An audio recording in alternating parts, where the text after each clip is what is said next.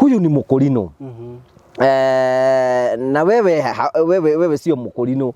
Ulijipata wewe aje unapenda Mukurino? Ni story mrefu.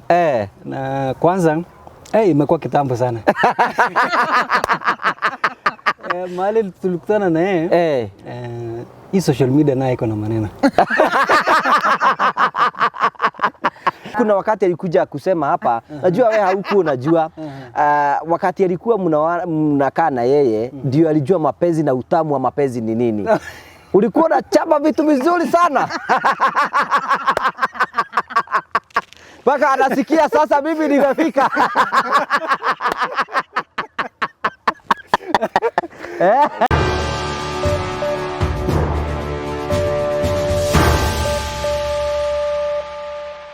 Ndakugeithia murori wakwa coke kunyita ugeni thiini wa tabarĩra ya muthenya umuthi ni mwiko wakwa ni tinamba kurukigacira thiini wa maundu maria mothe ukoretwo ugikana kundu kuria guothe ukoretwo ugithii maundu maku makoretwo makigacira ni njito gwa Karanja MC Mũmbũi wa Mbare ya Marigũ uranyamukire mwe kwa imwe kumagia account ya Murang'a kwetagwo Golden Palm na ngwira Golden Palm ni kundu kwega muno ungiuka uhuruke na arata aku na ngwira muthenya umwe ugacera ukebone kuria tukagira tabarĩra citu tukuragira tabarĩra cia gugutara gukuhigia na gukuonia njira na imwe tukuonagia maundu andu makorwo makigira thiini wa uturo magutara mamwe mena ruo na mamwe magukeni tondu kwina andu angi moka thiini wa channel tondu mekwenda gukorwo makiuta stress ciao macio mothe mo tutuaga the Morio family na tukiya twendaga andu matai na stress andu megwikara maica mega nigetha gutigira maundu mothe ni mathi na mbere makigacira umuthi ni ngukwenda kumenyithia ati Terrain Africa mario kuona marakorwo magitwara mbere na magukinyithia hau magukinyithitie.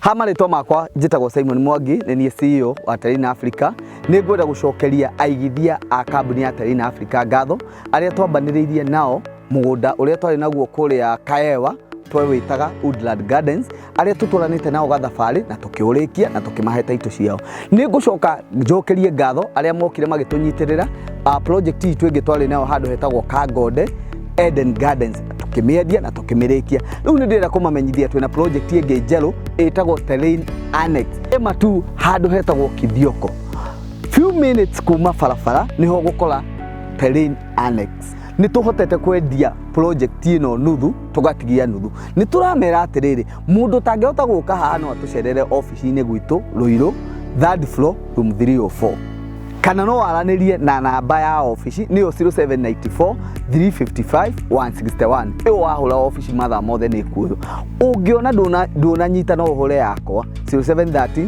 64 22 21 Terrain Africa Properties Limited. Start small, let's work together.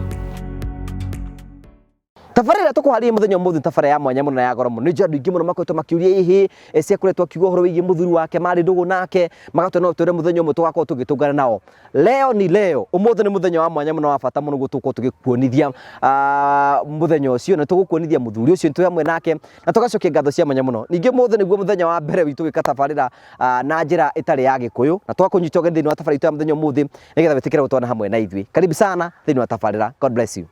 Thank you so much gakunyita ũgeni thiini wa tabarĩra itu ya muthenya umuthi muthe ndina ageni na ageni aya ni ukimoi Kenya Bedi mugeithie karibu sana. Asante. Karibu sana. Ndiraigua interview rĩngĩ hota kũmĩtengeria. Tengeria. Nigetha tuthie haria ho. Na leo tutachanganya tuongea Kiswahili kwa sababu kuna mtu ambaye haelewi. Tutajikana. Inaweza kulamba. Kwanza si utusalimie utugeithie twire ambe utugeithie nigetha soke tumenye mugeni nũ. Kai sasa nitaongea Kiswahili. Unaweza ongea Kiswahili, unaweza ongea Kikuyu, tutaenda tukiinterpret. Si ndio? Kiswahili. Kiswahili. Okay. Okay, wacha nisalimiane kwanza na Kikuyu. Okay. Haya. Wewe mwega mwirori wa YouTube channel yangu wa Karanja MC TV ndakugeithia muno.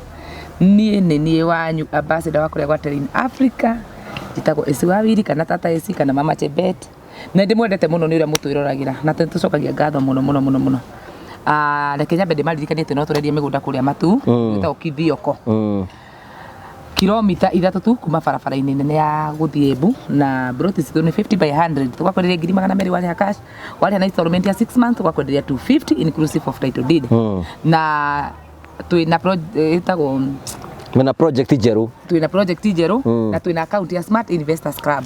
Mra encourage metagwo Smart Investors. Kwa gikona ukona mbeca ciaku ngiri 10 ngiri 20 na no wende kuiga kwa Smart Investors Club ukawigithie na ithuĩ nigetha harĩa mbeca ciaku igakinyira ngiri ici 200 wahingũra account na ngiri 10 igakinya ngiri 200 ugatukora project ingi kana ni ugakorwo ukienda guthire tugakorwo tugithie no ni ugakorwo ukigira na mugunda waku bora mbeca ciaku ikinye ngiri 200 ciakinya na mugunda turakunengere kuria kwa Train Africa Properties Limited.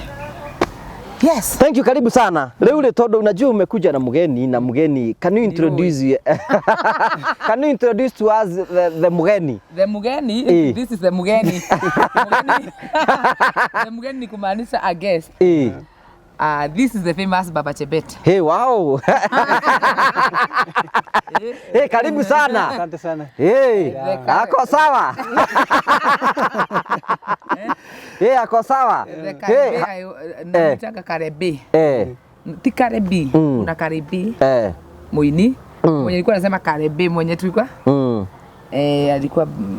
Alikuwa mtu wangu, baba ya mtoto wangu. Be kwanza naonaga Chebet hiyo begu ilikuwa zaidi. Mlikuwa mmefurahi sana hiyo siku. Hey, hiyo mtoto mkipata mlikuwa una furaha sana. She's a very beautiful girl. Karibu sana. Unajua tumekuwa tukisikia Baba Chebet alikuwa anasema vile anakupenda, vile mlikuwa mnakaa vizuri. Hebu tusalimie kwanza tujue ni wewe. Kwanza kuconfirm wewe ndiye Baba Chebet. Asante sana. Nashukuru kwa kufika kunikaribisha kwa show ya leo. Mimi ndio Baba Chebet. At long last nimefika. Sasa nashukuru sana kujuana na wewe. Na kusikianga tu. Lakini leo nimekuwa na live. I'm very grateful. Thank you. Yes. Si wewe hawezi jua hiyo Kiingereza. Ni sawa, tunashukuru sana. Unajua tumekuwa tukisikia kuhusu Baba Chebet na amekuwa akiongea juu yako. Sasa wewe nikuulize swali ya kwanza. Huyu ni Mkolino. Na wewe sio Mkolino. Ulijipata wewe aje unapenda Mkolino? Ni story mrefu. Na kwanza imekuwa kitambo sana. Mahali tulikutana na yeye hii social media nayo iko na maneno. Mahali tulituona na yeye ni social media. So vile nilikuwa napitia social media nikaona sura. Kwanza kuna picha alikuwa amepika pale Viewpoint. Viewpoint iko pale Rukuma. Ni Rukuma ama Kimende? Kimende naitwa Rukuma. Ukienda Kimende. Rukuma. Nikaona hii ni kamrembo ka innocent. Innocent. So nikasema acha nijaribu bahati yangu. Nikamlike. Kwanza nilimwandikia hi. Unajua sasa mara ya kwanza unamwandikia hi usikie vile atarespond. So vile ni respond nikamwandikia hi, yeye pia akanitumia hi. Tukaongea hapo ilikuwa 2016. Hii maneno yote tulianza 2016. Juzi tu. Inakaa ni juzi lakini ni kitambo kidogo. So tukaongea kwa hizo ma social media, tukabadilishana namba, yeye akanipatia namba. Basi siku hiyo nilikuwa nafanya kazi Lamu. Unajua Lamu? Umeifika? Sijaifika lakini najua Lamu ni na huko ukienda Mombasa. Mombasa sasa ukikuwa Mombasa unaenda almost 2 hours, 8 hours from Mombasa. Okay. So hiyo Lamu iko border ya nini? Huko ukienda Somalia. So nilikuwa huko kazi ya serikali. Ndio tukachat hapo. Nikasema to meet nini? Nikamjanja naye. Kwa hivyo ilikuramba.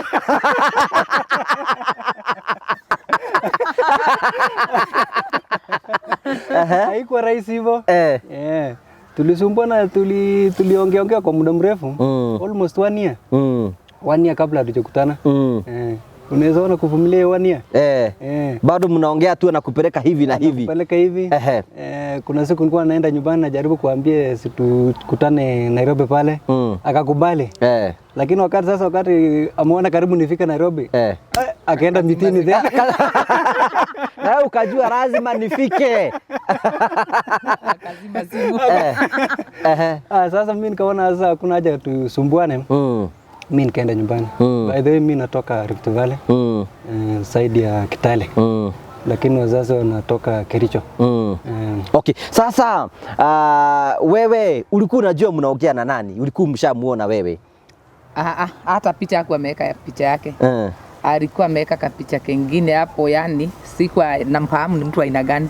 So picha yenyewe yeye alikuwa ameweka yake ilikuwa na ameweka hizi tuna decorating na tumaua. So nikaona baba na vile ni mzee. Nilikuwa naona kama ni mzee. Naona ni kama mbaba. Hapa kama sponye. Sponye nikasanga. Huyu mtu namwangalia alikuwa tu ameweka picha moja Facebook. Sasa naangalia na shida mtu hana picha nyingine. Na bado kwa social media na hiyo picha unaona ni kama ali-upload kama 3 years ago. Sasa najiuliza. Sasa ikiwa kwa hivyo 3 years akakuwa yani haezi tembea. Yani unajua kuna yani najiuliza mbona yeye haongezi picha. So wakati aliniambia tumiti sikukubali mara ya kwanza. Hata ya pili sikukubali tumiti. Kwanza vile aliniambia nikasikia kwa serious nakuja tumiti. Nikazima simu sasa intentionally nikajua mimi mambo huyu mzee ni mzee sana. Alafu namwangalia naona kweli ataniweza. Na watoto na hana picha nyingine. Sasa nafikiria labda ni simu hana. Wewe ulikuwa unajua yeye ako na mtoto? Sikuwa najua. Okay, So vile tu sasa tuliongea vizuri kwa simu. Sasa wakati nilikuwa natoka nyumbani ndio nikamwambia mimi nakuanga na hata I think tulikuwa tumeongea tukichat nikauliza niko na kids gapi, nikakwambia niko na 2 kids. Kaniambia a boy or a girl, nikamwambia I have both, girl and a boy. Akaniambia okay. So wakati nilikuwa natoka nyumbani hatukuonana bado. Ilibidi sasa tena ukakuwa na safari nyingine, sijui ulikuwa bado unasafiri nyumbani. Sasa hiyo siku ndio nilikubali to meet na yeye. Akaniita town, nikamwambia mimi siwezi kuja town. So nilikuwa nataka kama atakuja to meet pahali niko karibu na nyumbani, so naweza hepa mimi nirudi kwangu. Kakuja vile kuna best yangu alikuwa anaitwa Purity. Sasa pahali aliniita tukamit niko roundabout ya Githurai. Sasa mimi natafuta ule mzee kabisa, niliona pale kwa picha. Simuoni. Lakini angalia kuna chali hapa anacheza hapo na machokora na wapea pesa.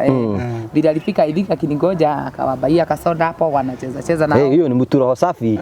Walikuwa na mimi nikaambia Purity, mimi nimekuwa attracted na huyu mtu, hebu na vile na treat hao machokora vizuri.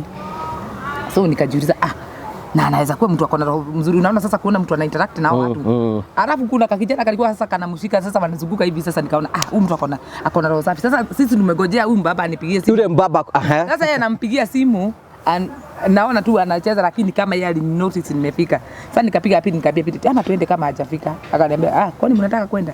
Akamwambia ni wewe. Sasa ile mtu alikuwa ameni attract sasa ukaona ni yeye. Nikaona ni yeye. Wacha kikulambe. Baada nikafurahi nikasema ukaona sio mzee. Kwa mzee. Yenyewe nikafurahi. Tukacross hapo kwa barabara tukaenda kwa hoteli ilikuwa inaitwa Neighbors hapo Githurai. Tukaenda hapo tukaongea. Sasa ni usiku. Mtu ametoka all the way from Lamu. Sasa najiuliza atalala wapi? Alafu nyumba yangu haikuwa na kitu, ilikuwa na kakitanda. I think tulikuwa tunakalia mitungi nini, haikuwa na kitu. Sasa mimi Pili akaanza kuniambia, alitutriti vizuri, kuna uji tulikuwa tunaenda tunakunywa hapo, akakuja akatubaia uji, akatubaia mayai. Sasa tukaambia na Pili, juu tumeshiba, watoto wetu wanakula nini? Anakaa jamaa mzuri, anaweza tupia hata kama ni 500 tukapike sapa. Sasa hiyo 500 ilikuwa pesa mingi. Sasa tukakaa. Sasa nikamwambia, sasa mimi nikaharakisha nikamwambia tunataka kwenda. Akaniambia na uliniambia kuna watoto wako wapi? Nikamwambia wako nyumbani. Akaniambia sawa. Sasa sisi tunashuka na Purity, tunafikiria yeye ataenda zake na sisi tuende zetu. Nafika hapo chini namwambia sasa vile kugira mundu horo. Namwambia sisi tunaenda hivyo, ananiambia sisi tunateremka hivi. Nikamwambia sisi tunaenda hivi. Twendeni basi. Mukaenda na yeye usiku. Kulikuwa round hapo saa 2. Nikauliza Purity, sasa sisi tunaenda mbele na Purity. Namuuliza Purity, ni stranger. Na wewe si mlikuwa umechat kama mwaka mzima? Lakini hatukuwa meet. So ilikuwa ya kwanza, mara ya kwanza. Alafu unajua hii ni social media. Sasa nilikuwa najiuliza ameinsist na kuja kwangu usiku. Sasa alafu niko na aibu. Nyumba haina kitu yote. Sasa najiuliza anakuja kukaa wapi hasa? So kaenda tukafika home akapata sasa hakuna watoto. Yeye aliingia huko kwako? Si aliingia sasa, imebidi mimi na yeye na Purity tufuatane. Sasa mimi nakulisha Purity jaro atupikie Masai ende naye huyu atoke aende. Jua saa jua nyumba. Naye mtu amefika hata hakuna kukalia mtungi ama kitanda. Alikaa chini kwa from. Ako muhabo tu. Amefika. Akaniambia mnapika nini sasa? Nikamwambia tunaweza pika ugali. Rudi kwa mfuko akanikatia 500 akaniambia nunua sapa tupike. Ile 500 tulikuwa tuna target na Purity. Mkapewa. Ya Purity ndio hii. So alafu hiyo maisha tulikuwa tunaishi, uishi tu leo survive. Tulikuwa watu hopeless hatukuwa na anything. Sasa akaniuliza wapi watoto? Kama una watoto uniambie ukweli. Nikamwambia mimi niko na watoto lakini walikuwa huko kwa Purity. Sasa nikamwambia Purity ende uambie watoto wakuje. Kaenda akadiletea watoto. Sasa watoto na wao kufika anawafurahia ni kama hata ni wake. Huyu ni mtu wa kuishi. Sasa wakaanza kucheza game hapo. Saa 6 ikafika nikajiuliza kwani aendi. Sasa mimi nikaona juu ya safari alikuwa amechoka. So hiyo nyumba unaona ni kwa floor yake, akasonga tu kidogo akajiwekelea hapo na akalirelax. Nikajiuliza wewe ulikuwa umeamua? Nilikuwa nimeamua hakuna kutoka. Juu huwezi ngoja mwaka mzima alafu ufike umeona mtu umempenda alafu ati ukalale na huko. Wacha nilale hapo. Sasa alafu akapea watoto simu wakaanza kucheza game. Kwanza huyu kijana wangu mwenye anaitwa Saimo akaanza kucheza game. Na mtu akalala. Hata tukimwamsha kule anasema kojeni. Yeye amelala. Mimi nikatayarisha watoto wakalala. Sasa mimi napanda hapo kwa kitanda na najiangalia najiuliza huyu sasa tarara wapi na hii kitanda ni ya watoto. Kasema wewe kwanza rara. Purity ako wapi saa hiyo? Purity alituacha aliniambia mimi siwezi ngoja mwanamume mpaka aende. Purity aliniambia kuna trolling tulikuwa na hapo tulikuwa tunaishi. Ile side nyingine ya Leli. Purity aliniambia supeleke Meroli. Sasa namwambia nitamwambia aje. Ndio akikakaa mwambie kuna place na zarara huko Meroli. Sasa mimi nashinda nitamwapproach aje na mtu wa sharana. Arudi usiku sasa. Ndio nikaona baadaye avute baridi kambia pata kwa kitanda na hapo na mimi namwambia wewe songa kwa ukuta. Alale na huko. In case of mimi naweza shuka. By the way hivyo ndivyo tulipatana na baba Chebet akakuja akalala huko. Nikifikiria hii siku nyingine anaamka aende. Haedi. Mimi ananiambia acha nipige maraudi huko. Namwambia wapi? Haya akamaliza siku ya kwanza ya pili. Ya tatu sasa najiuliza naambia Purity. Purity ananiambia wewe uliolewa. Namwambia na huyu mtu mimi hata sijui aendi na alafu namuuliza unafanya kazi gani? Unajua ataniambia yeye ni nani? Mimi ni mkulima. Sasa najiuliza pesa za ukulima. Itatusaidia aje? Siku anajua. Na kaka. Nikamwambia na ujue hii kanyumba kakona alias. Uache umetulipia kanyumba kaniambia haina shida. Kumbe mtu hataki kuniambia hata ni askari. So tukaendelea. I think we after 3 days. Alikaa huko 3 days. 3 days. 3 days. Na hiyo wewe ulikuwa wakati ulikuwa unakuja baba Chebet, ulikuwa wewe umeamua sasa wewe una haraka kuna mahali unaenda. Ulikuwa off. Nilikuwa huko kuna kitu naitwa leave. Sasa wewe ulikuwa leave ukajua sasa wacha nikaenda kutafuta yule mrembo wangu. Sasa nikasema wacha nini nitafuta ile mtu mwenye amenisumbua for 1 year. Alafu namuuliza wewe ananiambia I'm here to stay. Staying where? Nyumba ina kitu unakuja kukaaje? Lazima utajipanga tu pole pole. Sasa mkakaa siku 3. Alienda siku ya ngapi? Ya 3 jioni. Jioni. Sasa hiyo kimekuraba.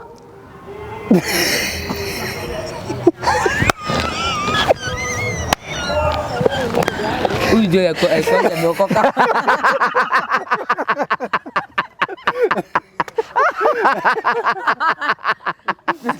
Sasa siku ya 3 akaenda. Wacha mimi nisichibe hapo kwa sababu hata mimi niko na akili.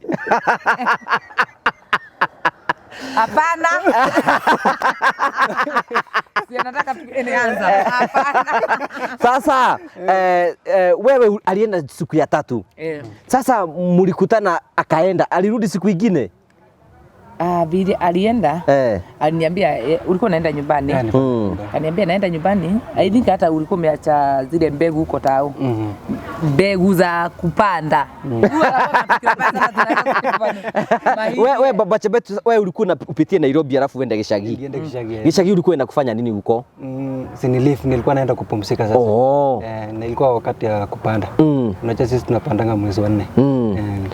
Na hiyo kuna kuanga na baridi. Si ndio kuna kuanga na mvua. Na wewe umepata mtu wakati unaachilia wewe. Uwezi achilia. Sasa wewe ukaenda Gishagi, wewe ukaenda ukafanya kazi yako. Nikaenda kufanya kazi yangu. Masiku zikaisha nikapitia. Ukarudi tena? Kikawaramba kabisa. Sasa si nimeshajua sasa nyumba. Sasa hakuna mtu mwenye ana direct. Mimi nikakuja direct mpaka kwa nyumba. By the way tumetoka mbali. Ile mara ya kwanza ile tuliingia unajua sasa vile nilikuwa unajua aliniambia vile nikuja nilifika tao. Akaniambia upande hizo magari za kwenda Githurai. Na Githurai unajua gani inakuanga na nini? Iko na tu mambo hivyo. Mambo wanasema kuna wakora nini. So nilikuwa naenda lakini roho iko na shida. Lakini nilijikakamua, nikaenda tukakutana na yeye.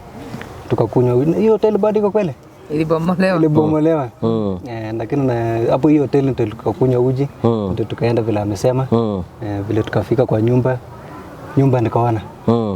Sasa vile tuliona nyumba tukakaa. Maisha ikasonga. Sasa wewe ulipomuona unajua mmekuwa mkiongea na yeye. Sasa amejileta yeye mwenyewe. Sasa uliona huyu mtu ni yeye. Unaona Beleni nilikuwa na boma ingine na hata nilimwambia nilikuwa nimeolewa na nikapata watoto wawili huko kwenye nilikuwa nimeolewa. Hakuna kitu inafurahishanga mwanamke kama kuona mtu anampendea watoto. Despite ile mambo ingine mtu anaweza kuwa nayo watoto. So hata vile walikuja wakaingia na watoto wangu hungejua si baba yao. Juu vile nilirudi mara ya pili tena tukaanza kuishi kwa hiyo bado kanyumba. Sasa tuliweza kuishi kama familia. Sasa sijazaa Chebet amekuja nyuma kabisa. Umekura maisha sana. Anapenda watoto. Alafu sasa chakula na wabaia mtoto, hata kama unamwambia watoto wangu hawana, na unajua si wanaume wengi utaambia mtu ati mtoto hana kitabu na mtoto si wake, hata wanawake tunanga hiyo courage. But vile alikuwa na watu sometimes akiwa live na kuja kama ni kucheza utapata hata ananunua mpira wanacheza na Ngugi. So nikaona ameingia na watoto wangu vizuri. Amependa hawa watoto. So nikajua huyu mtu ni mzuri. Ndio kuna mtu unaangalianga. Yes, hakuna familia inanga ups and down. But kuna mtu unaangalianga unasema huyu mtu nampendea hii kitu. Roho mzuri, alafu watoto wanaangalia vizuri. Watoto wangu hakuna mtu alikuwa anajua si wake unless wale watu walikuwa marafiki zangu wa kitambo. Tukaishi hapo na by the Mungu akaanza kutubarikia. Na before ufike hapo, sasa wewe wakati ulimuona uliamua sasa ni mimi na huyu sasa. Wewe uliamua? Niliamua. Iende wapi? Kwa vile nilifika, unajua ile kitu kwanza ya maana kwanza ni ile inaitwa first impression. Ile wakati unaenda kukutana na mtu. Ukiona mtu anakupatia reception ile mbaya, wewe jikate. Lakini yeye alikupeleka vizuri. Yeye alinipeleka vizuri, akanikaribisha kwa vile si watu wote wanakukaribisha kwa. Sasa wewe ulikuwa umeolewa. Sasa umepatana na mtu mwingine. Sasa uliona tofauti ya mwanaume huyu na yule mwingine ulikuwa naye? Kwa sababu huyu watoto si wake. Na muitisha fees. Kwanza ile shule walikuwa haikuwa tina fees kubwa. Mostly tunanunua vitabu, uniform na nini, unamuitisha ana provide. Haya, watu tulikuwa tumeishi sana bila kwenda supermarket. Ananiambia utaenda kubai chakula wapi? Juu nilikuwa nimezoea vitu vibanda hivi, ananiambia pana enda supermarket ununue vitu. Nikaanza kusema kumbe mtu ameanza kutuweka maisha mzuri. Tunaenda supermarket, tunanunua chakula, tunakuja gasi ikiisha ananiambia anakuuliza nini hakuna. So hiyo kitu nikaona imeleta a good change. Yenye nilikuwa na ile kitu yote nikitaka kwa mwanaume alikuwa nayo. Kama ni kunipendea watoto, kama ni kutusaidia, alikuwa anatusupport. Siwezi sema ati alikuwa anatusupport, alikuwa anatusupport sana. Na sasa hiyo tulikuwa tunaishi ka single room. Kalikuwa kanyumba ka single. So ile kitanda ilikuwa hapo tu, ilikuwa moja tu ya gorofa. So ndio tukakaa Mungu akatubariki. Akaniambia hata I think tulikosana na mtu hapo kwa hiyo plot. Alichapa shiko. Mama tukapelekana polisi.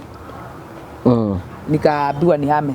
So hiyo kuambiwa nihame akaniambia hata usitafute nyumba kidogo, tafuta nyumba kubwa. Tuende hapo. Tukatafuta sasa nyumba nyingine ilikuwa sasa mnaenda nyinyi wote. Si tunaenda si nyumba mpaka yeye. I think hata tulienda na yeye kuona hizo nyumba kabla nihame, aliniambia wacha nikuje tuende tukaone nyumba. Tukaenda tukaona zile nyumba, nikamwambia umekuona aje kuko hivi na hivi na hivi. Hii nyumba ni mzuri. Tukaishi. Sasa mimi sikuwahi kaa hivi goge nikalalia ati kitanda mpya. Mimi sikuwahi lalia kitanda mpya hivi ati mimi nikiwa kwa bwanangu ule wa kwanza kuna siku nilala hivi ati nimelalia mimi kitanda mpya. Na hapo umelala mpya. Ngoja hata hujasikia maneno. Sasa mimi nikamwambia vile tulihamia hiyo nyumba, nikamwambia kuna kitanda. Na hiyo kitanda ilikuwa kitanda na nusu. Tuliuziwa ilikuwa 10,000. I think 10 to 12,000. Na siku hizo ilikuwa pesa mingi. Ananiambia kitanda tunanunua 12,000. Namwambia tu nibaie hiyo. Hapo najua kwa nini mimi nataka ibaiwe juu sikuwa ilalia hata kitanda mzuri kutoka mimi niishi. Sasa akaniambia sasa tulinunua kitanda expensive. Tukakaa mwezi mzima. Ndio tukanunua mattress. Juu mattress nayo namwambia hiyo kitanda hatuweki hiyo mattress unasema, ananiambia si mattress nilipata, namwambia hapana. In fact hiyo kitanda vile iligia na mattress, kitu ya kwanza ilikuwa kumpigia simu akuja one at least akuja launching. Akuja launching. Na in fact hiyo kitu kanifurahisha sana. Sana. Kutoka hapo sasa tukaanza kuishi vizuri as a family. Mapenzi sasa umeanza kupata mapenzi? Nilimpenda in the first days, umuulize. Sina kwambia Mungu ndio ajue, Mungu anajuanga chenye roho yetu inataka. Yenye kunyotera, anasikia na huko ndani chenye unataka. So kwanza anakupeanga hint ya chenye wewe unaweza taka. Hata yanajua nilikuwa nampenda. Kupenda ingine ya upusi hata akaniambia hii mapenzi nayo imekuwa too much. So sasa sisi tulikuwa tunaishi maisha mzuri sana.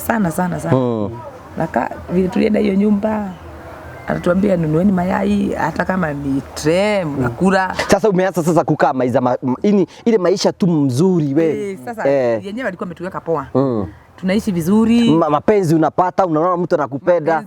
Juu kuna wakati alikuja kusema hapa, najua wewe hauko unajua.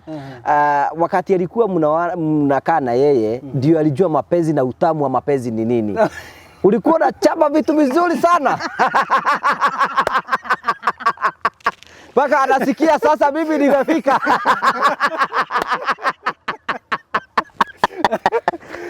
Kumbe alikuja akanistaki ama hivi. Alikuwa siku hiyo ndio alikuwa anajua tofauti ya ugali ya ngano na hii ingine ya nini? Sasa ni ukweli. Ni ukweli kabisa. Ulimweka vizuri akafurahi, maisha ikakuwa mzuri kabisa. Kwanza unajua sasa kuna ile milango alikuwa amefuga ya kuzaa, sasa akafugua sasa juu kimemraba. Nilikuwa nimesema sitawahi taka mtoto mwingine. Tulikuwa tumekula shida sana na akina Shiko na Goge, so nilikuwa nimeamua mimi sitawahi pata mtoto mwingine.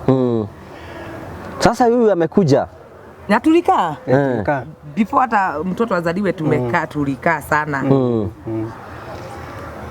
Alafu nini? Tukasema sasa wacha tutafute. Mkaingia kwa shamba.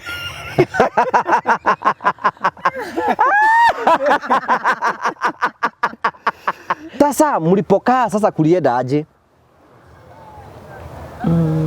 Mmekaa maishi. Sasa Chebet alikuja lini? Chebet amekuja 2020. 2020 ndio nilizaa Chebet. Si 2020 ni juzi tu. Si Chebet ni mdogo, si zaidi amefikisha miaka 3. Amesema 3 years hizi. Chebet amekuja baadaye na mbali sana. Na hii wakati yote tulikuwa tunakaa hivi. Unajua kila watu wako na zile upside down na mambo zao zenye wanapitia. But kuna ile kuna ile umoja inafanyanga watu. Sasa hebu sasa nini kilikuwa kinafanya sasa nyinyi wawili sasa mmekutana, mmeanza kusikizana, wewe uko na watoto sasa, nini hiyo ilikufanya nyinyi wawili msikizane, ama ulikuwa unampendea nini wewe? First of all nimekuambia ile unaona ile support alikuwa nayo, alafu vile nilikuwa nasema alifanya nikajua mapenzi. Yani si ati mapenzi si nilikuwa bado napendana. Utamu wa mapenzi. Wacha tuite hivyo junio. Utamu wa sex. Aligonga vitu vizuri. Nika realize I was losing something and mimi sikuwa najua. So unajua kuna ule mtu unasemanga huyo mtu siwezi muacha kwa sababu ananifanyia hivi na hivi. So nikasema ude nitaka na yeye, nilikuwa nampenda juu hata sijui, yani siwezi sema hasati ni perspective thing ati nilikuwa nampendea hii kitu fulani. Yeye ni mtu mzuri. Yeye alikuwa tu mzuri, mtu mzuri kwetu, tunaishi vizuri. Sasa hiyo watoto washamkubali sana. Kwanza walikuwa nampenda sana. Hata walikuwa namuita daddy. Walikuwa wameshamuadapt na akakuwa baba yao na tukaanza kuishi. Lakini nimekwambia kuna kitu inavutanga mtu kwa mtu. Karakta ya mtu inakuvuta kwake. Hata karakta bado ndio inaweza fanya tuishi na wewe ama tukosane. Kwa sababu ya ile karakta. So karakta yake kwangu mimi ilikuwa mzuri. Na I was a good wife anyway. Sasa wewe Baba Chebet, wacha kujipigia darama sasa hapa. Sasa wewe Baba Chebet umekutana na huyu msichana sasa. Unajua pia sisi wewe uliona ni kile ulikuwa unatafuta ulipomuona. Vile nimemuona. Kwa sababu watu kwa hizi mtandao ile picha yenye wanaweka pale si ile yenye iko kwa ground. Lakini yeye aliweka ile exactly yenye iko huko. So vile tulikutana mara ya kwanza nikaona yeye si fake. So nikaamua nikasema sasa huyu tutakaa na yeye. Unajua sisi ambao sio Wakolino huwa tunaona Wakolino, tunatamani Wakolino, tunaona vile wanavaa nguo ndefu, tunafikiria mambo, tunafikiria hata wakifanya mapenzi vile. Wewe uliona hivyo? Sasa unajua ilikuwa mara ya kwanza. By the way sijai date Mkorino. She was the first. Yeye ni mtu ya kwanza. Na unajua sasa vile niliona Mkorino sasa nikasema hapa sasa itakuwaje sasa. So unajua hawa watu ni wa roho. Walikuwa wanasema watu ni wa roho. Na hata kuna phrase nyingine wanasemanga kuona Mkorino ile mwenye ako na mimba ni ngumu. Sasa nikasema wacha nione sasa. Wacha nitie moja.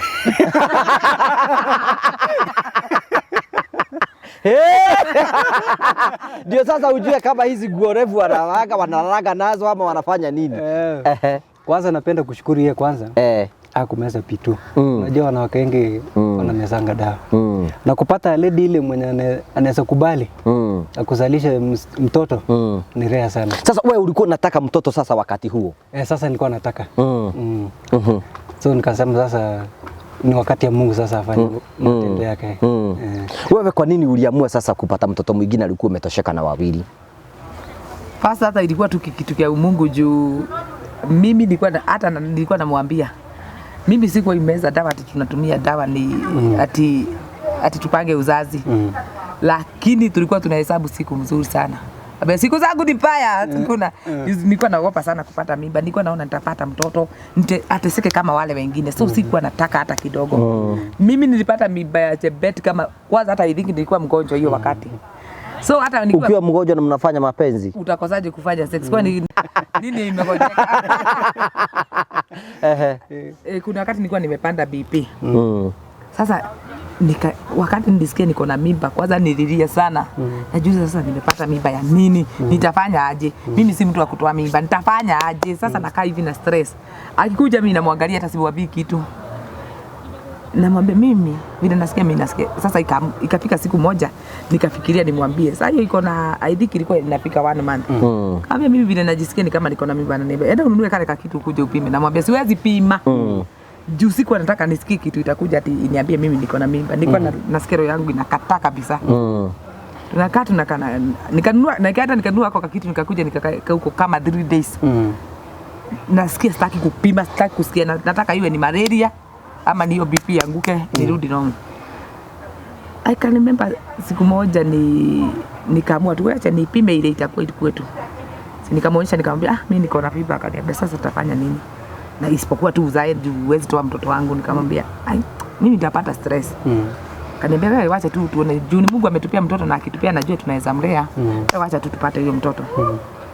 Nasikia ndani yangu hata kama yeye anasema hivyo sitaki. Nitateseka. Tukakaa mwezi wa kwanza. Naye Mungu akasaidia akakuwa ametoka huko Ramu. Akaletwa hapa Nairobi. Mambo ya Mungu ni Mungu. Wakati kabla tujahama alikuwa amepata accident. Alikuwa ametoka nyumbani, alikuwa anakuja, alikuwa anaenda Mombasa. Lakini alikuwa anapita huku kwangu alafu aende Mombasa. Akapata accident. Wakati alipata accident akaenda akarazwa huko Memorial huko kwao.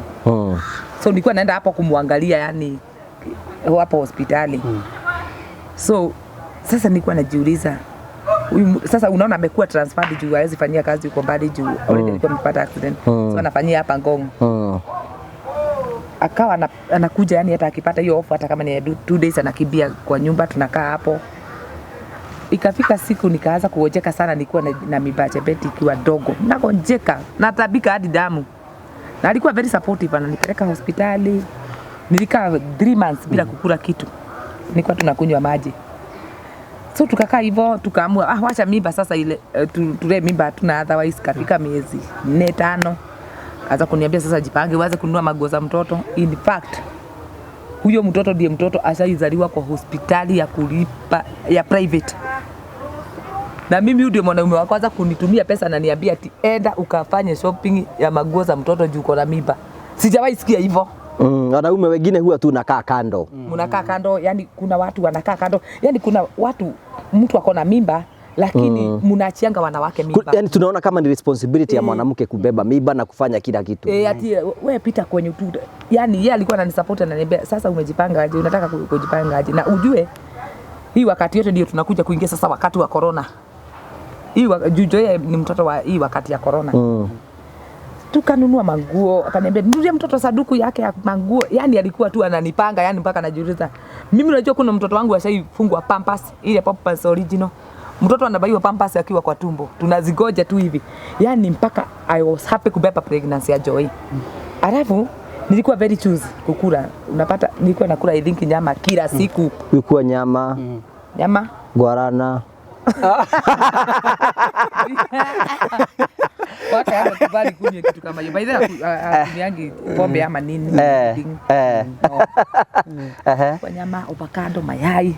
Alafu namwambia, leo tunakula chips. Anazibeba, anaziweka hapo. Yani alitembea na wewe vizuri. Safari yangu ya mimba alitembea na mimi vizuri mpaka ikakaribia wakati wa kujifungua. Sasa nikagonjeka siku moja. Nikagonjeka nikiwa almost due date. Kwa sababu ilikuwa karibu mwezi ndio nijifungue. Nikaenda Kiambu, sasa hiyo corona imekuja imeshona hivi. Ukigonjeka tu kidogo unapelekwa ati ni corona. Nikampigia simu, kulikuwa usiku, nikamwambia mimi nimegonjeka na nasikia hivi na hivi. Akaniambia wewe enda hospitali, utaenda Kiambu. Yani alikuwa hata ningegonjeka alikuwa ananisupport sana. Sana. Si yule mtu alienda kusema, "Juu umegonjeka wewe kwanza pona alafu tutaona." No. Nikaenda Kiambu, sasa yeye ananipigia, "Mkwaje?" Na ni usiku umetiliwa, namwambia, "Mimi nimekuja huku, madaktari wote wanaitana huko wananiangalia. Ati nasikia wakisema ati nipeleke kwa isolation." Ananiambia, "Kwani uko na corona?" Namwambia, "Mimi sina corona."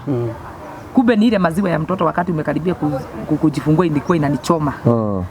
Mimi nikaacha nimeongea vibaya huko, nikatoka. Nikamwambia mimi nimerudi nyumbani. Akaniambia, chunga mtoto asitoke kwa barabara. Nikamwambia sina uchungu wa mtoto lakini nasikia niko mgonjwa. So nikarudi kwa nyumba nikakaa, after 2 weeks I think ndio nilijifungua mtoto. Akaniambia enda utafuta hospital private to book mapema. Juu unajua yeye alikuwa mtu wa kujipanga. Si yule mtu atitapigia simu ati sahi tutumie dawa kutumia na kwa watu ni kujipanga. Sasa wewe unajipanga kwa kila kitu kabisa.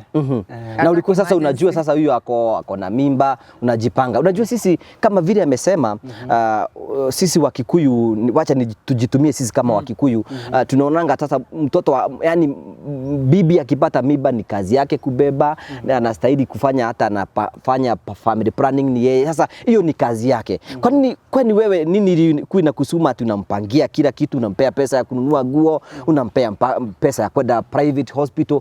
Kwani nini ulikuwa unataka? Kuna kitu moja inaitwanga emergency. Unajua emergency saa zingine inaweza tokea na huna pesa. Ndio. So the moment ukisema uongoje mpaka ifike at 9 months ndio ujipange. Unajua kuna wakati wengine wa mama wengine wanajifungua mapema. Na ukijifungua mapema labda huna pesa. So ni vizuri ujipange mapema. Kama uko na pesa kidogo ununue. So kwa hivyo wewe ulikuwa unajipanga tu mapema. Ni unajua sio kawaida ya wanaume wengi yani kufuatana na bibi yako, unamfuata vile ako na mimba, hata wengine hatujuagi hatapata mtoto lini. Sisi bado hata wengine huwa tunaona tu yeye amekuwa mjamzito tu huko kwa nyumba. You know, ni kacha yenyu ama ni kacha yenyu kukua responsible men? Ama ni ile kazi ulikuwa unafanya, you have to be disciplined? Ni kazi pia. Unajua tena mahali nilikuwa nafanya naye nitakana ujipange. Na ile kazi naye hiyo kuna wakati mwingine unaweza patikana labda haupatikani na labda emergency imetokea. Si ndio? Na labda mahali mmeenda hakuna network. Sasa unatafutwa hujajipanga. So ni vizuri wakati uko na mama yako unampanga vizuri. Unajipanga vizuri. Na hiyo ni kitu mzuri sana. Wanaume ni vizuri kujipanga mapema. Yes. Sasa ulipata mtoto sasa? I can remember ile siku kwanza nilikuwa naenda kujifungua, siku anaenda kujifungua. Nilimpigia simu nikamwambia mimi, yani tunaona alikuwa anajipanga mbele. So nikimwambia date 5 narudi clinic. Hiyo pesa yeye ameweka. Hata kama hiyo haja nitumia niweke, hiyo siku hiyo asubuhi yake atanitumia hiyo pesa. So nikamwambia mimi I'm supposed kurudi hospitali. Kama nikamwambia kama siku 2 mbele nikamwambia na narudi clinic. Akaniambia utaenda clinic sasa, si tusha book nini? Sasa tuko tumebuku saa hiyo. Saa hiyo tuko tumebuku. Tuko tumebuku mbele. Kali simu yangu. Nilikuwa nimeonyeshwa na mama mwingine hiyo hospitali, tukabuku mbele, nikaenda huko tukabuku. Sasa ndio nikikuja huko clinic wanikubali. Nikamwambia naweza taka hata kujifungulia hapa nini tukakuja clinic. Nikampigia akanitumia pesa hiyo asubuhi. Akaniambia wewe enda clinic na kama anything to happen utaniambia. So nikaenda clinic sasa ya miezi ya I think zilikuwa 38 weeks. Nikaenda nampigia tu simu namwambia mimi niko, akanipigia I think ndiye alinipigia akaniambia umefika, nikamwambia niko hospitali. Vile wewe utaambiwa utaniambia. So tukaongea mimi daktari akaniangalia akaniambia na wewe unafaa unajifungua mtoto usiku. Nikamwambia kwa nini sijafikisha siku? Akaniambia una uchungu yote? Nikamwambia sina uchungu isipokuwa jana nilikuwa naenda kufunga helio nikasikia mgongo imeniuma kidogo tu na nikaachana na hiyo story. Nikaitana nifungiwe helio. Akaniambia hapana, wacha tukufanye kitu inaitwa IV. Ndio nikikio. Hiyo huwezi jua. So nikamwambia tukaenda kwa room nikafanywa IV. Akaniambia umefunguka 5 cm. So usiku inastahili kufika gapi? 10. Okay. So ukiwa kwa 5 uko nusu na unafaa kuwa na uchungu na mimi sina. Nikakumbuka mimi hata sipatangi uchungu. Yeah. Wewe huyu na wanatoka hutu hivyo. Mungu ananipiaga watoto kama watoto wale wanawake wa Ebrania. Kusikiangi uchungu? Sinanga uchungu. Sasa nitakwambia pale uchungu ilikujia. So mtoto anaambiwa ni mkubwa. Na ni mtoto wa kwanza by the way kuzaa mtoto mkubwa. Juu nilikuwa nakula vizuri na sikuwa na stress. Wa kwanza nilizaa na 1.5 kg. Saimo. Kaenda inikibita miezi 2. Lecho alikuwa 2 kg point 3. Huyu mtoto nimepimwa nimeambiwa ni possible ako 4 kg. Sasa najiuliza mtoto wa 4 kg anatokea wapi? Na wengine na ni wadogo na vile nisikia uchungu watatokea wapi? So nikampigia nikamwambia nimeambiwa usiku leo nafaa kuwa na mtoto. Hata alinichekelea na niambia unapata mtoto leo usiku na vile unaongea. Naambia by then nimeambiwa nimefunguka 5 cm. Nikaambiwa enda tumana nyumbani uletewe maguni. Nikajua sitatumana, nikamwambia daktari wacha niende. Sasa unamwambia ndani niambia acha mchezo hiyo yenyewe uko nayo. Daktari anakuambia ulazwe. Sasa hiyo nishalazwa lakini natoka. Naendea manguo za mtoto. Nikaenda kwa nyumba nikalala. Ananipigia na niambia umerudi hospitali? Nikamwambia narudi saa 11. Sasa hiyo nimechoka. Kweli na nikafunguka kabisa mpaka kirudi hospitali nilikuwa 6 cm. Sasa nikaadmitiwa usiku ananipigia umejifungua. Hata tulikuwa tunaongea na yeye tu. Ananiambia utazaa na vile unacheka hata una uchungu. Namwambia sina uchungu. So after kufika 8 cm hapo ndipo mimi usikiria uchungu juu. Sasa hapo mimi lazima niwekwe maji. Kamwambia sasa na induciwa, so nimeambia by 20 minutes nitakuwa na mtoto. Mtoto tulikuwa already tunajua ni msichana. Nilikuwa nimefanya scan tukajua mtoto ni msichana. Jina ulikuwa nayo? Sikuwa. Aliniambia mtoto asipewe jina lolote mpaka azaliwe. So sasa mimi nitaruka babake na amesema. Mimi nikaenda rebound nikazaa mtoto wangu. Nilimwambia 20 minutes unipigie nitakuwa na mtoto. Yuko najua kuinduciwa na niko 80 cm so hapa ni ile nini time ya kujifungua. Inafunguka. Sasa hii ni ile uchungu ya kaka. That's what happened. Sasa mtoto alikuja baada ya dakika 20. Hata hazikufika. Zilikuwa 15. Kajifungua. Kaenda tukarudi. Nani ananai mtoto ni yeye? Akaniambia sasa saa hii ni saa ngapi? Nikamwambia ni saa zilikuwa saa 7 za usiku. Akaniambia sawa. Asubuhi nitakwambia vile mtoto ataitwa. Nikamwambia si uniambie saa hii nianze kumuita. Niambia wewe achana na yeye muite tu Toto. Sasa mimi naita mtoto Toto. Sasa ikafika asubuhi akaniambia mtoto aitwe Joy. Akanitumia majina zilikuwa 3. Joy, Mercy ama hiyo nyingine ilikuwa Rachel. Nikamwambia tuko na Rachel mwingine huyu shiko. Sasa ikabaki Joy, Mercy and ilikuwa Faith. Sijui ilikuwa jina gani. Sasa akaniambia kati ya hizo jina za Kizungu chukua moja. Nikamwambia sasa hizi ni majina gani? Sasa hiyo mimi nimetafuta jina Kaila ama Taila, ananiambia sasa hizo ni nini mtoto hivi? Nikamwambia sawa Joy iko. Nikamwambia sawa Joy iko sawa. Sasa akanitumia jina yake kale, akaniambia mtoto aitwe Joy Chepkemoi. Sasa anaitwa Joy Chepkemoi. Unajua kwa sisi tunapatianga ya watoto jina kulingana na time. Ile time alizaliwa na season ile amezaliwa. Kwa hivyo Chepkemoi ni kumaanisha usiku. Amekuja usiku. So akizaliwa kama asubuhi ama kitu asubuhi, hii anaitwa Chebet. Chebet. Na wewe kwa nini anaitwa Chebet? Chepkemoi ndio jina ya Joy. Sasa siku moja guka yake nikampigia simu. Tukiongea na yeye akaniambia, bado mtoto anaendeleaje kama hivyo? Msalimia. Yeye akaniambia Chebet. Mimi nikashika Chebet. Sasa nikamuita hivyo, babake ndiye akaniambia babu yake alimuita Chebet. Unaona ni Chepkemoi sasa ni Chep. Okay. Kama wewe ni Mkikuyu utaweza kushinda ukisema Chep. Wajua ni Mkale, Chebet ikakuwa ndio rahisi. Na ni rahisi. Haya sasa mmelea mtoto na kuna siku nyingine na yale alitokea sasa. Wewe ukaenda kazi na wewe ukafanya hivi. Sasa unajua sasa huyu alikuja sasa akakuja huku kwetu na tukaanza kufanya mastori na ni mtu anajulikana hapa Kenya. Ushaikuwa kuna mtu alikwambia anaonekana mahali? Sijaambiwa. Kwa hivyo sasa wewe wakati ulienda na sasa umerudi, sasa mtoto wako unaona anaendelea aje? Wakati tangu tuachana ama tangu muachane? Anaendelea vizuri kabisa. Hata ile mwili yake bado ina maintain. Sasa hebu niambie sasa, nyinyi hamuko pamoja kwa sasa, ndio? Mnawezaje sasa kulea mtoto mkiwa sasa yeye yuko kwingine na yuko kwingine? Sasa kwa sasa unajua wakati wazazi wakikosana, unajua mtu mtakosana na mtoto. Bado mtoto baba yake ni huyu. Baba yake ni huyu. Na kuna watu Ngoge, kuna watu wanakuanga because wanajipenda. Hao watu because wanajipenda wana keep maisha yao na ego zao juu ya watoto wao. Haya, anaitwa Peter. Kutoka ile wakati sasa tumekuwa tuko pamoja na yeye, ndiko na mtoto wake. Huyu mtoto ningechukua nitupe ama nitalea mtoto juu ama ucheji jina na nini. Hata ilikuwa na suggestion watu badilisha mtoto jina. Mimi nikasema kuna msemo wa Kikuyu tunasemanga letwa ni bukio utileta kulia mwana. So mimi sikuchoose kubadilisha. Jina ni bukio. Hakuna yenye haiwezi kulisha mtoto. Nikusema nikukuzalisha. Hivyo tu umesema. So singeweza kumbadilisha jina ati ndio siku ati mtoto wangu nimemtoa kwa wakare ama nini. No, I decided kukaa na huyu mtoto na nikampenda sana na ninapenda Joy sana, hata watu wanajua hivyo.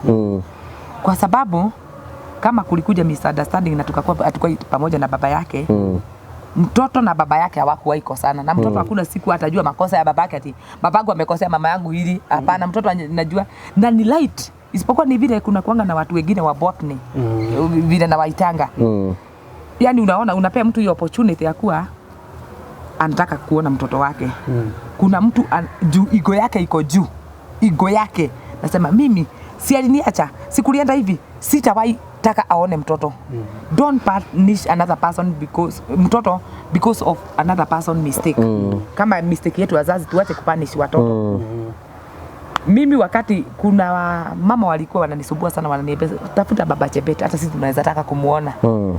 Haya, si nilifanya hivyo. Si ndio huyu kwa kamera. Sasa ako hapa, sasa baba Chebet ako hapa. Baba Chebet ndio huyu. Na wakati nilimpata, I think ni kitu 1 month ago. Nikamuita na tukaongea na nikamwambia because hatuko pamoja saa hii. Wewe ulienda kwenye ulienda na mimi nilienda kwenye nilienda.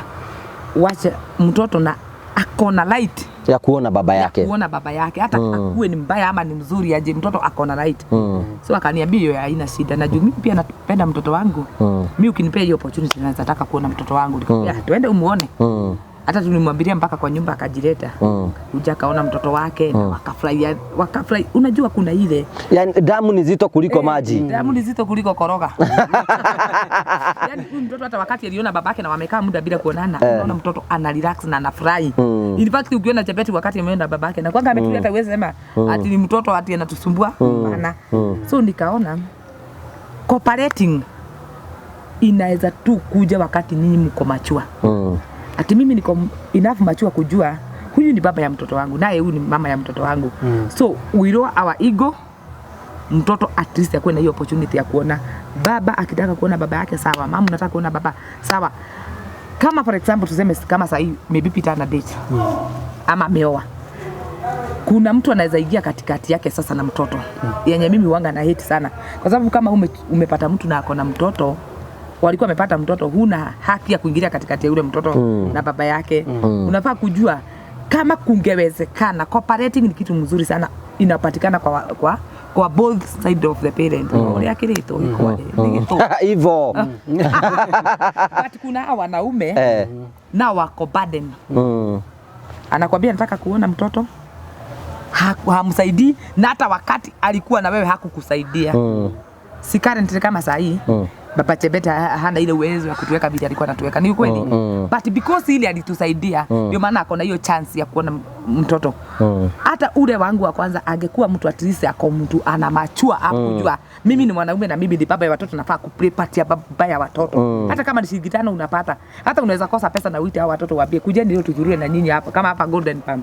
Na shida wakizurua tu hapa, ile kupea mtoto hiyo haki ya kuwa wewe ni baba ama mama, itakuwa mzuri sana. But because kuna wengine anataka tu amekaa hivi, especially kwa hii nasi ati naigiria Wakikuyu, si ati nataka kufavorite kabila lingine ati kwa sababu niko na mtoto, hapana. Kuna wanaume na wewe umekuwa na hizo cases, hata unaona watu, kuna mwanaume amekaa amegoja mpaka watoto wamalize shule, wamalize kulewa, wamalize kufanyiwa kila kitu, sasa atakuja kusema mbona mwanake anataka kuoa karajani wako. That is nonsense. If you have an opportunity ya kulea mtoto wako na ako na unajua ni mtoto wangu, lea. Kama huna nguvu ya kulea na mama yake ako na nguvu, ongea na mama yake. Unajua nao kuna wanawake wengine wanataka kupanish wanaume juu ya watoto. Najua mwanaume anapenda watoto sana, so anampanish na wale watoto. Usitumie mtoto wako akiwa fimbo la kupanish wewe nini mtu mwingine. Hiki Kiswahili mimi imenilemea yangu imefika hapo. Sasa hebu nikuulize sasa baba Chebet sasa hako kazi. Najua kama vile alipoteza kazi yake na hana. Wewe unaweza sema tusaidie baba Chebet aje?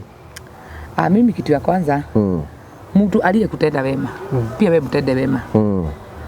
So far kutoka nimpate siwezi mkana ati juu sasa ye ilienda bila ilienda ati ni mkana niseme simjui. Unajua kuna watu wanafanyanga revenge wakati yenye amekuja akapata green pasture, sasa anasema yeye haezi. Unajua sasa huyu akona kazi kwa Terrain Africa. Aliniambia anafanya kazi, anakuja huku na tunasimama na yeye. Currently mimi naweza si mimi watu walini support na ndio maana saa hii kuna AC, kuna tata AC. Wanga una support mtu hujui atakuja kukua nini kesho.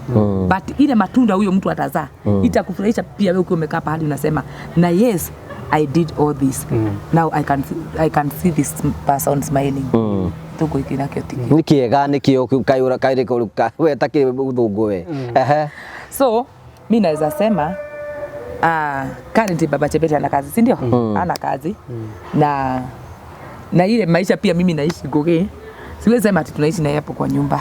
kwa sababu pia itakuwa gharama na sitaweza tena kutoka kwa ile nyumba nimehamia tena tunaenda ati nyumba ingine. So mimi nilikuwa akona kosi ya mechanic. Nilikuwa nimemwambia kama Mungu anaweza saidia na afungue mlango apate watu nikiwa mmoja wao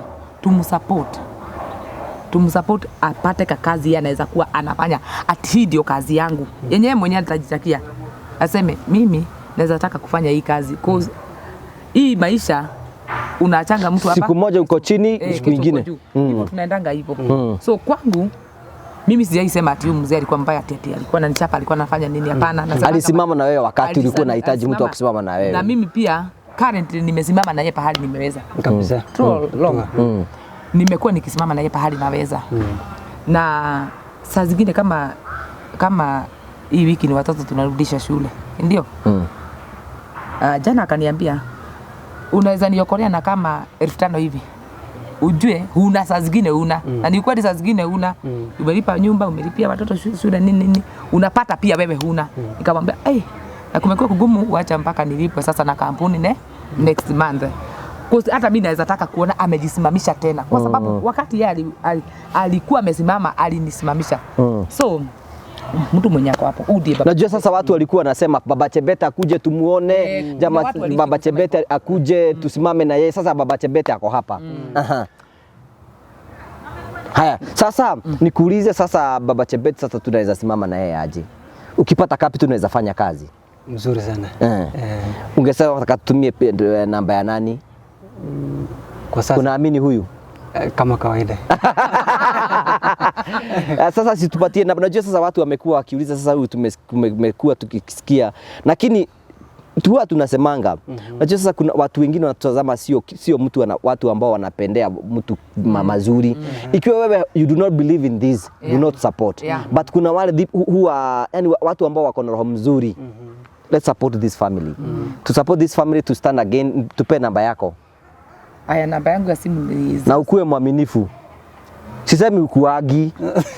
Wewe usinishikage hivyo. Najua tu mimi ni mwaminifu.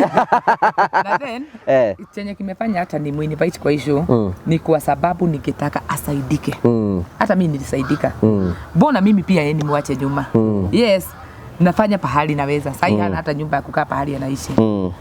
Anaishi tu pahali hivi tu huku hivi Nairobi. So nikamwambia wewe kwanza usiamue ati utaenda pahali ama nyumbani ama tena utapotea tena tukutafute tena miaka ingine 3. Weka hapa. Tukienda tupate watu watakusupport. At least tumsupport hata kama ni kanyumba.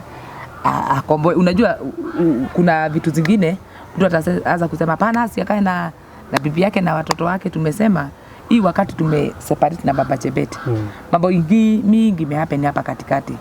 Mambo mingi. Na juu sisi tumekaa chini na tumeagree kulea nini kama ni mtoto wake ama hata wale wengine wenye wako wake wanampenda na wanamtambua kama baba yao. So akiweza at least yeye kusimama na miguu yake nisikiange at least pita akaona na nyumba yake anaenda akona kazi yake anafanya pahali anarudi jioni, mimi naweza hiyo inaweza kuwa raha yangu. Nisikiange at least I did something. Tupe namba yako. 0725 839 200 0725839200 Leto ria M-Pesa yumaga miri Esther Wanjiko. Thank you Baba Chebet, tunashukuru sana kwa sababu ya kukuja na najua tumekuwa tukikutafuta na tunashukuru Mungu kwa sababu ya kupata nafasi kukuja. Unajua sasa Esi alipata kazi na Train Africa na CEO wake tuko na yeye hapa kahali sijui dakika kadhaa CEO akuja hapa. Kwanza kabla hata CEO hajafika nikachukua nafasi hii kwa shukuru sana na nawashukuru kwa kushika Esi. Tumesimama na yeye kabisa. Kabisa. Hata wewe nilikuwa nakusikianga tu lakini leo nimefurahi tumekutana. Endelea na kazi hiyo mzuri na nashukuru kabisa. Na pia sisi tunashukuru sana kwa sababu najua sasa kazi yetu ni kusaidiana. Na tukisaidiana tunasaidiana ndio sasa tuanze kuchukua maisha ya watu wengi. Na sasa huyu amekuwa akiongea kukuhusu sana wakati hata hatukuwa tunakujua. Sasa mpaka mashabiki wetu sasa wanataka kujua, tunataka kujua huyu mwanaume anayeongelewa hapa. Na ndio maana sasa tunashukuru sana ati kukuona umekuja na pia umepata nafasi ya kukuja kuongea na sisi. Kwa hivyo tunashukuru sana na najua sisi kama watu tunajiita familia na huwa tunafanya kazi mzuri sana.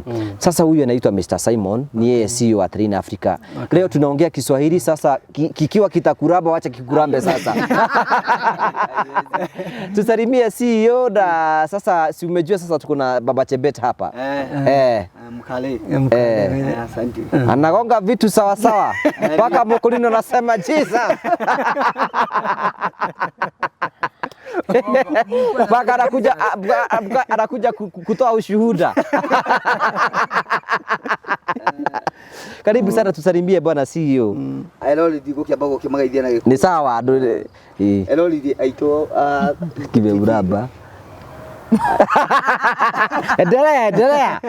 Ithari tigi andu othe. Ngenda arageithania na githweri. Ona uyu ageithania na giko. Kimahana no nguonaga. Na ngwaragia na muheshimiwa nyoka fini ajira ndimugeithie muno. Twageithika. Na augo nake ni fani witu. Na ni andu tamugeithĩtie no ni sawa. Uthuka handu tondu netwo. Ndirageithia mwiroreri wakwa wothe wa TV ya Ngugi wa Karanja. Na ndimunyihirie muno aria othe mukundumite na ngeithi tondu ndaheo ndagika 5. Aria makumite Australia Ngugi ntwageithia na customer ange kuma Netherland. Ndiacokeria icingatho tondu no magirite twina ange maumite Boston othe reke ndimageithie kijumla ona aria me Kenya reke ndimageithie uguo. Ya metha irandi. Na aria metha irandi othe ni ndamageithia othe tondu muga matingoithia Ngai twatinda na mucemanio na wakiri wa Terrain Africa etagwo wakio ni ndakugeithia muno ni wira mwega turutire ne tuhuthagiria mawira ma gwika land search na maundu maingi kumenya koguo riu ndingihota kugeithia andu othe na nie ni mahoetu matika hule ni sawa othe ni mwageithio kijumla riu ri karibu sana tondu wa tafari ya muthenya umuthi Baba Chebet sasa hawa ndio walipatia esi kazi wanauza mashamba na tunashukuru sana sasa hao ndio sasa wanafanya kazi na wao kwa hivyo sasa wamemchukua wanafanya kazi na wao. Sasa umeona Baba Chebet. Simwambie sasa Terrain Africa huwa mnafanya ni ndio ajue sasa mke wake alikuwa anafanya kazi gani. Ni sisi tumemwajiri kama kampuni ya Terrain Africa. Kampuni ya Terrain Africa huaga tuna deal na mashamba. Kuuza, kununua na kuuza, kukatakatia watu ili wanunue. The main business here ni watu wapate mashamba title. So the moment tulikuwa kama familia tuliona ni vizuri hata kama uko bali Chebet apatage uga kutoka wapi Terrain Africa. Pia juu nimesikia watu wengi wakikuulizia nikaona ni vizuri wale mimi wananiitianga kazi nje already niko na kazi Ngugi. Si ako na kazi. Si at least wapigie huyu unajua kuna customers wetu wako na hoteli Switzerland wengine wako na hotel Qatar wengine wako na hotel Dubai wakimpea kazi mimi nitashukuru. So ofisi zetu zinakuanga Loiro pale Star House room 304 third floor. Ukitupata hapo si anakuanga huko Monday to Saturday akitafutia watoto school fees na pesa kidogo hivi. So tuko hivyo tuko na plot zetu ziko Matu. Ukifika Matu town hapo drive ya 15 minutes uko kwa shamba. Sile mashamba yetu tunakuaga tumekatakata 50 by 100. Na nitakuuliza swali so be very keen. So sile siko kule pale kunaitwa Kithioko. Tumekata 50 by 100 na tunauza 200. Sema 200,000.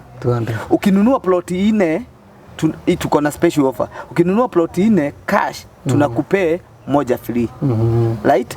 Kama kuna wale hawataweza kununua hiyo ya cash na whatever tuko na installment ya plot moja within a duration of 6 months tunakupea na 250. Right? Pia nitakuelezea kuna kitu tunaita Smart Investors Club katika ile kampuni ya Terrain Africa. Ile Smart Investors Club ni kusema huyu ni mtu anataka kuwa smart investor in future. Na juu analipwa mshahara ya 20,000 ama 15 anajua kipimo fulani percentage fulani nitaweka kwa ile account ya Terrain Africa. Utajiuliza aje kufungua hii account utafungua aje? Unastahili tu UID na 10,000. Minimum 10,000. Sasa unaanza kuweka pole pole mpaka pale utapata for instance utatupata tukiuza shamba Keno na tunauza 300. Pale pesa yako itafikia 300. Tunakupea plot wapi? Hapo. Una swali kuhusu hii kampuni? Umesema 200. Hii 200 ni 50 by 100. 50 by 100 plot size. So ni 50 by 100 ni 200 peke yake kama unaongeza 200,000. Hakuna charges zingine. Hiyo 200 title inclusive, site visit kila kitu. Okay.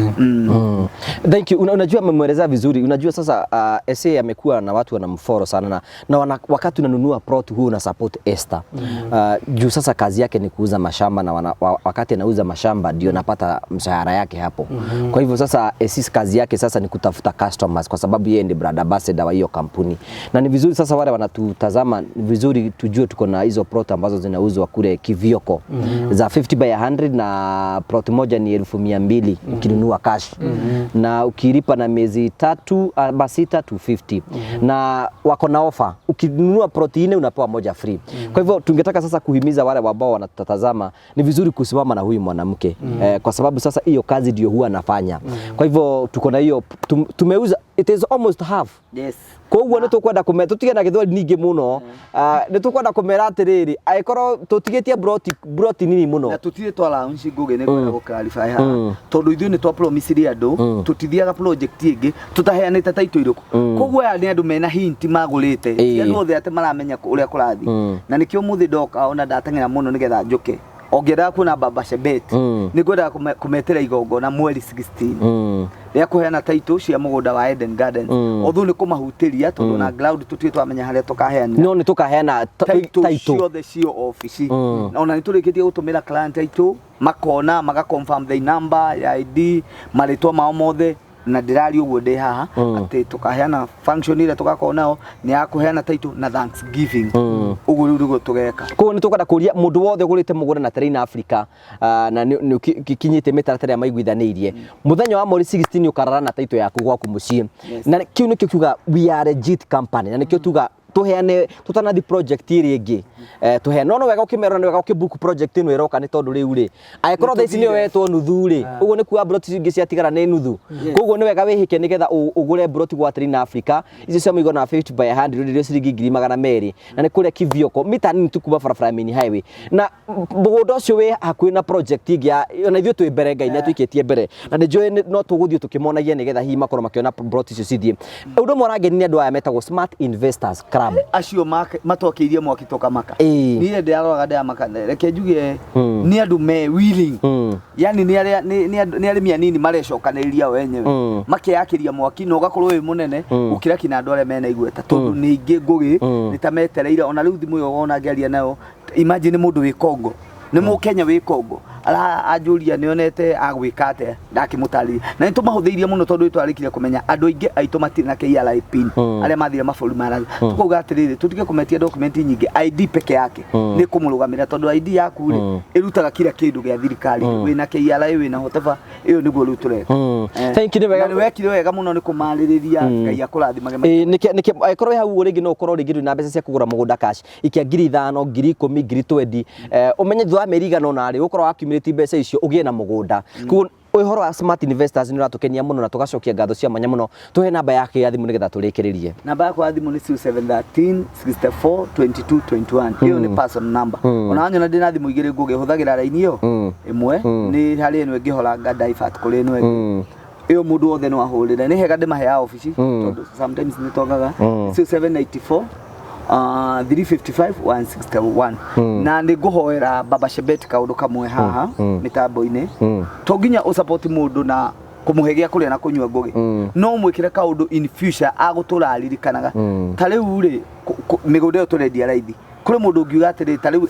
kuri mundu amwirire mugunda nake ngai akimuhotithia akigura mundu ucio angikorwo haria riri no anjire atiri Simon nguona 100 peke yake support muthuri ucio ni no ndirutire ndimuongerere icio ingi we need just somebody who can gear up tumuteithie muno tuye gacoke na kuria rari reke oke guku tuteithanie nake thank you so much gucokeria ngatho cia manya ni kuga horo ni ugite ona ni ugite horo thank you so much Baba Chebet kwa kukuja tumeshukuru sana asante na sisi tutakusaidia mahali tutaweza juu sasa pia wewe ulisimama na huyu mwanamke mwanamke ni kio kiega ni kiruta na huyu bibi ni madam ulisimama na huyu madam na tunashukuru sana kwa sababu ya kazi mzuri ambayo uliyofanya na tunasema ni asanti pia wewe AAC unafanya kazi mzuri kwa sababu ni vizuri kutenda mtu wema ikiwa alisimama na wewe pia wewe simama na yeye na siku moja Ngugi atafute ile time hayuko busy. Twende site visit every Wednesday and Saturday tuanga tunaenda site visit, atembee hapo aone nyama hapo kidogo hivyo. Najua huyu ni mtu wa nyama. Mtu wa nyama. Sawa, hata hiyo nyama ingine nagoga sawa sawa. Tunashukuru sana, asante sana kwa kutazama. Tumutu alitie githweri. Tunashukuru sana, we thank God for you. Ngai akurathime, thina be na like, thina be na subscribe, thina be na share. Ngai akurathime tu na hindi wengi Ngai enda. God bless you. Thank you. Amen.